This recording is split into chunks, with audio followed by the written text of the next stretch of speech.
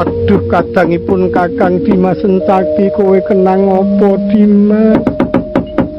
Ora ngira yen tatas Katimanggamu Antasena pamanmu Dimas Sencaki tumeka ing pati. Butuhe iki arep mari apa ditangisi? Nek butuh arep mari ra usah ditangisi, tak tambanane. Yen butuh tok tangisi wis kono tutukno, entek-entekno lohmu. Yes mangsa bodho nggih butuhe Sencaki bisa mari. Ora ngono. Mongko nggon gulu sing tugel. Nek ora aku ora ngerti lho obat gulu kok ngono kuwi. Gulu kuwi luwes.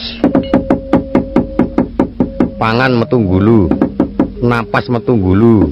Nek ming ora mangan tak kira ora apa-apa. Ning yen ngombe mesti kudu.